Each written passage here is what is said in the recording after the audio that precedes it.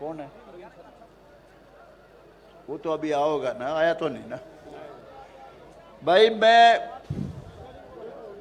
आज का जो दिन है ये भगवान परशुराम का जो हम जयंती मनाते हैं, जन्मदिन मनाते हैं, मैं इसको समाज के लेखे जोखे का दिन मानता हूं।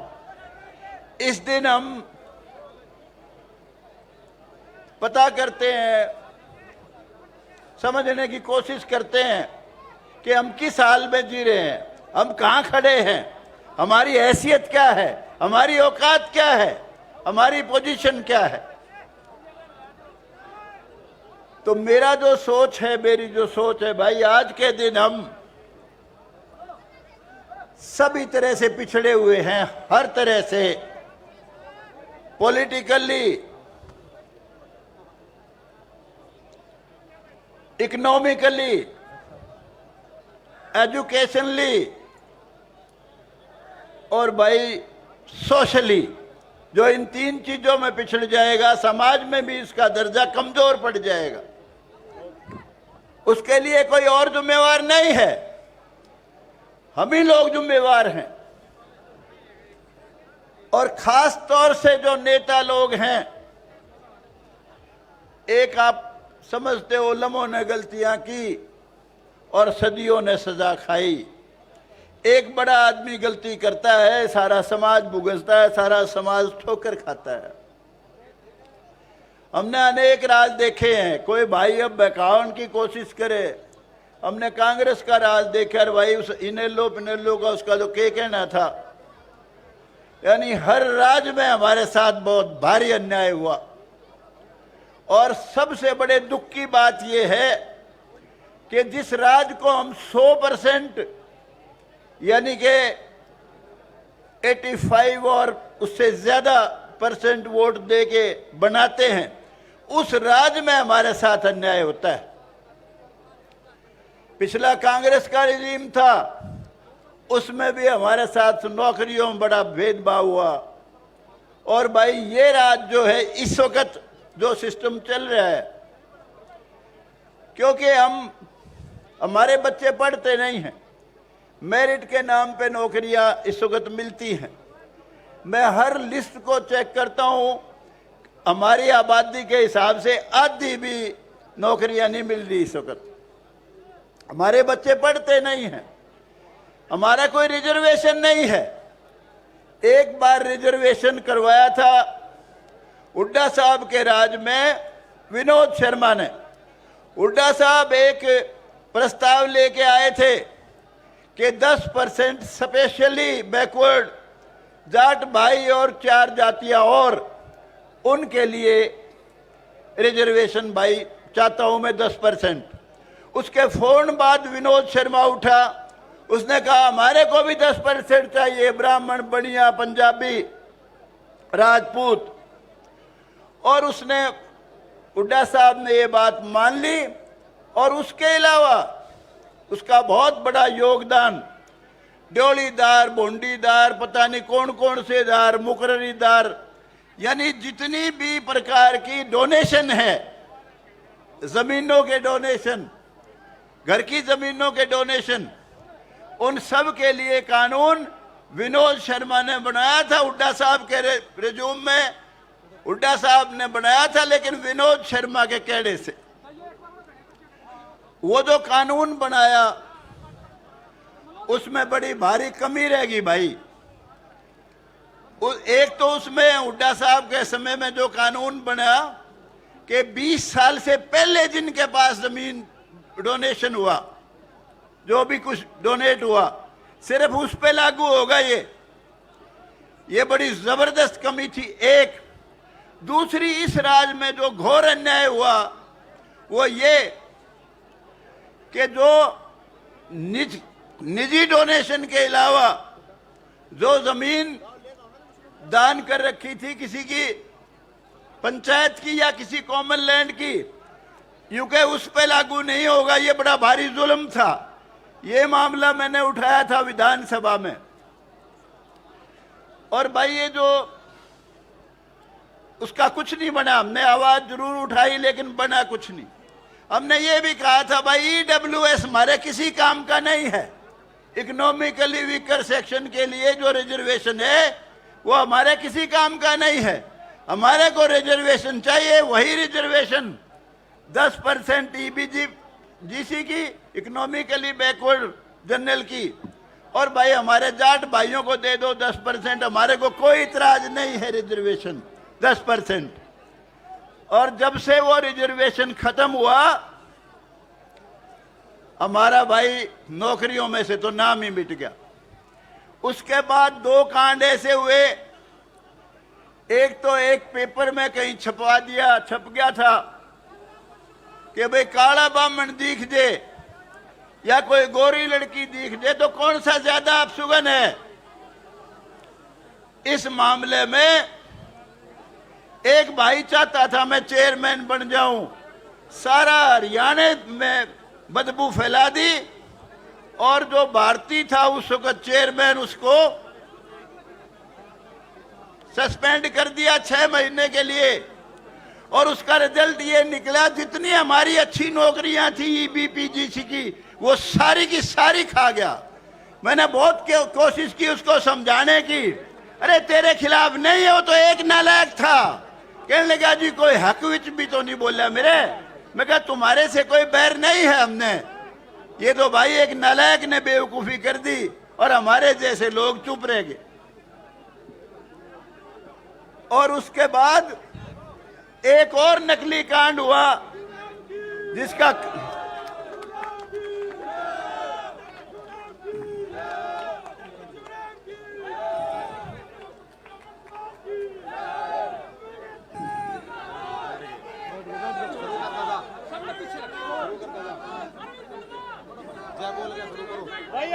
बैठो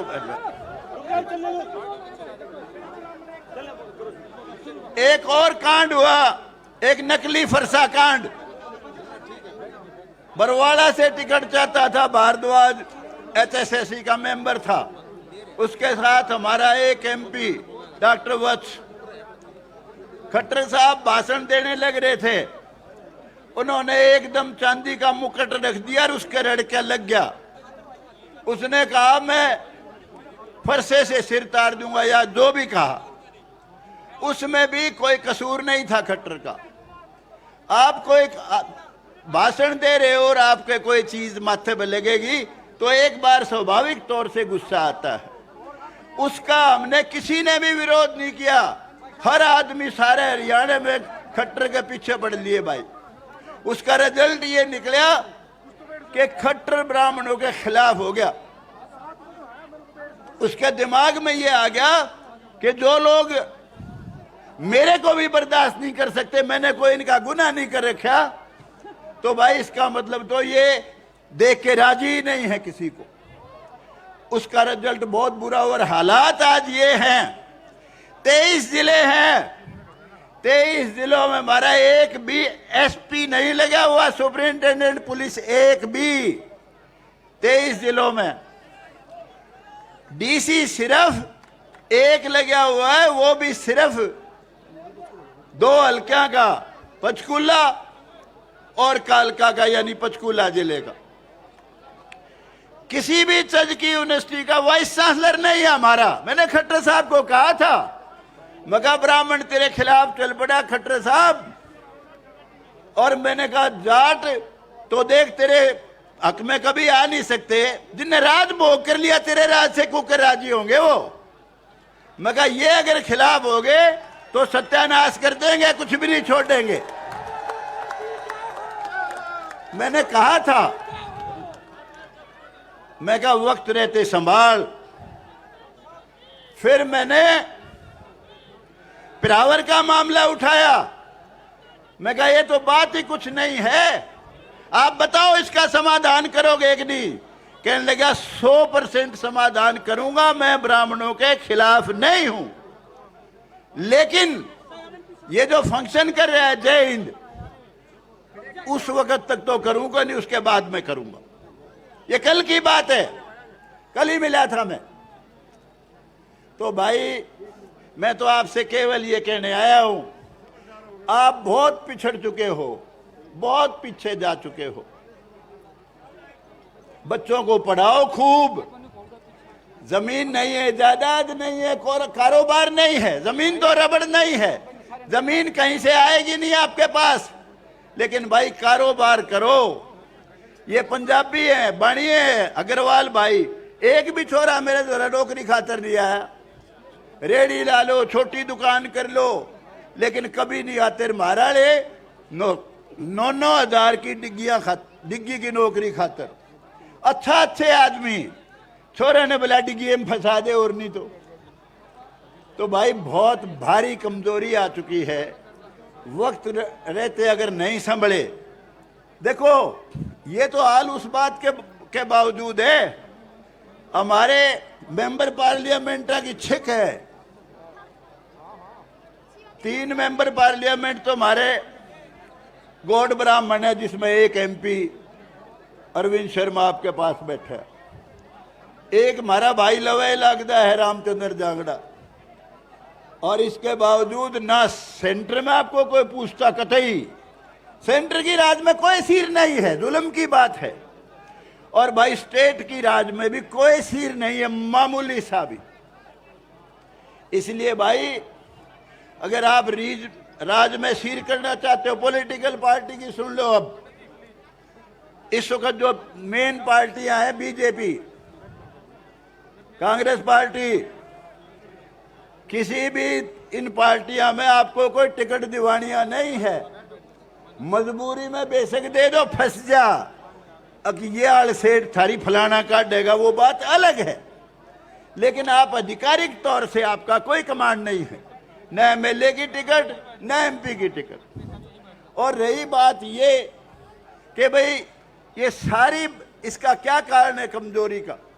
एमपी एमएलए हमारे क्यों नहीं शेयर कर पाते? एमएलए तो हैं ही ना, जैसे ही हैं, एक आध दो भाई बने, वो किसी के सारे लाख लाख बने। हमारा कोई नेता डिलिमिटेशन जब होता है उसकी तरफ ध्यान नहीं देता।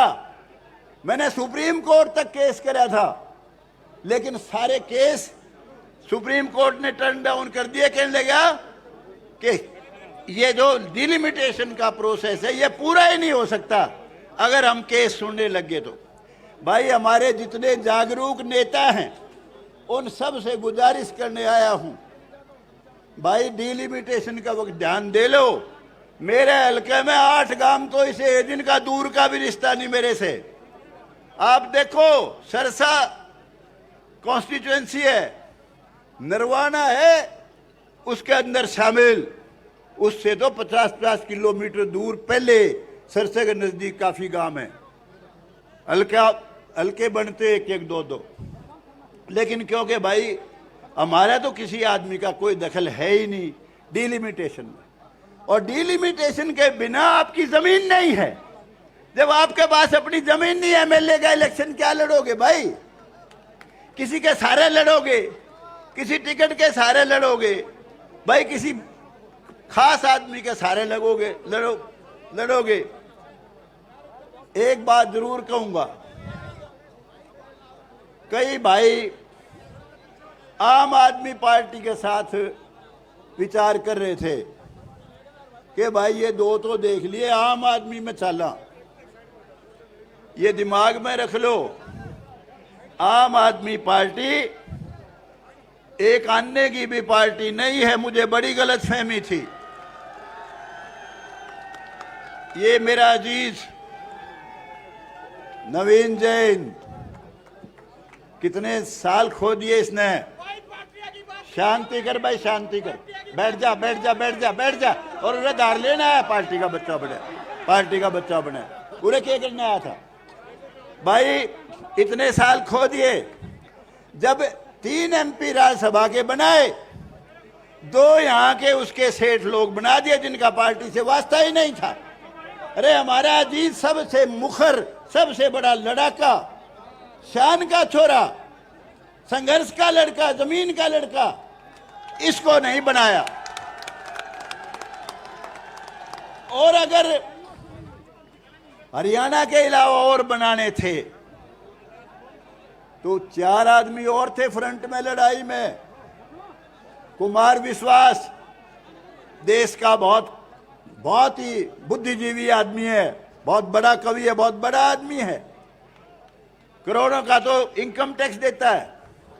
योगेंद्र यादव, उन्हीं के समाज का प्रशांत भूषण, और एक भाई और था, क्या नाम, एंकर है वो आजकल, क्या नाम है उसका, नहीं, आशुतोष।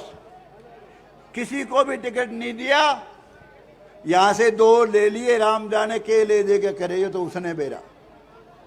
और फिर मुझे बहुत दुख होता है कहते हुए, मैं एक दिन टीवी देख रहा था, टीवी मैंने देखा केजरीवाल का रंग,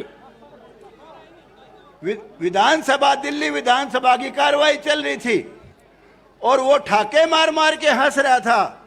अरे बीजेपी वालों, आ जाओ आम आदमी पार्टी में, आ जाओ। और उससे किसी ने कहा, कहता मुझे कहते हैं कश्मीर फाइल को टैक्स फ्री कर दो। वो बड़ा मजाकिया ठाका मार के कहता है, अरे यूट्यूब पे डाल दो।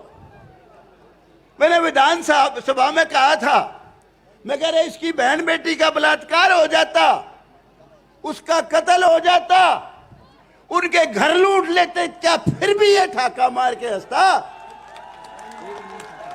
और जितने लोग वहां बैठे थे, किसी के समझो खून ही नहीं था।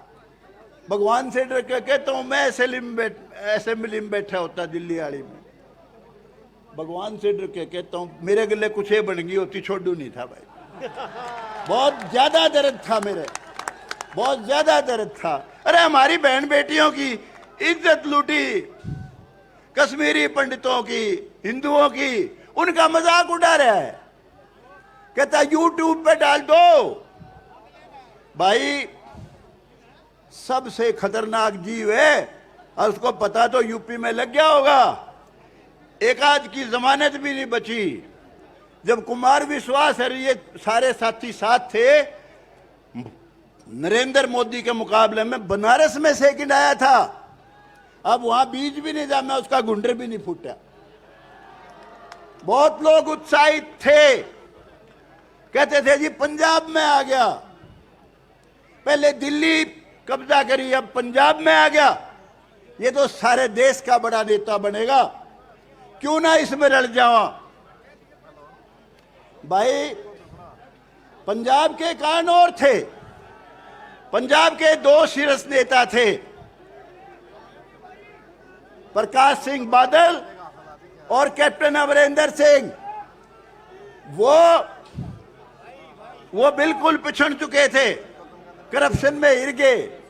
पार्टी ने उनको हटा दिया, कांग्रेस पार्टी ने उनको हटा दिया, और उसके बाद उसका समझौता टूट गया। मैं 2 मिनट में खत्म करता हूं बेटा, सारे फायदे की बता रहा हूं, नुकसान की नहीं बता रहा। कोई पार्टी पुल्टी कुछ नहीं है यार, हमारा समाज बड़ा है, पार्टी कुछ नहीं है। पार्टी क्या होती है? पार्टी तो भाई सौदा है, कुछ नहीं होता। ये तो समाज है, सबसे बड़ा समाज। मैं खत्म करता हूं, कोई बात नहीं, छोड़ो। अब वो दोनों आउट ऑफ सीन हो गए।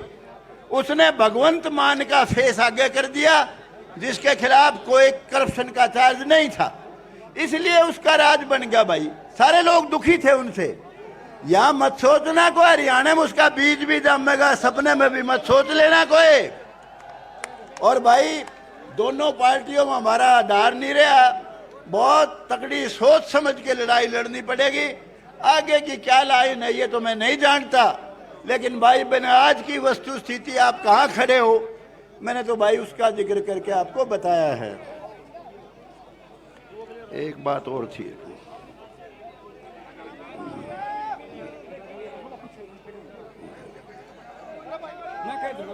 एक सेकंड, खत्म, बस बात हो गया, खत्म हो गया भाई। और भाई जहां तक ये जमीन है जिसपे ये आप आज ये भगवान परशुराम की जयंती मना रहे हो, ये आपकी है, इसको कोई छीन नहीं सकता। किसी की माँ ने दूध नहीं चुंगा रखा,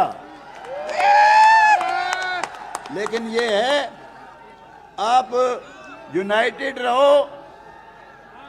United you stand, divided you lose.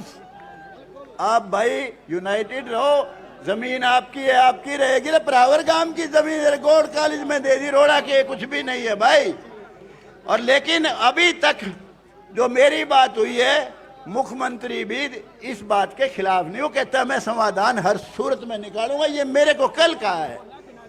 भाई आपने मेरी सबने बात सुनी, आपका बहुत बहुत धन्यवाद। जय हिंद।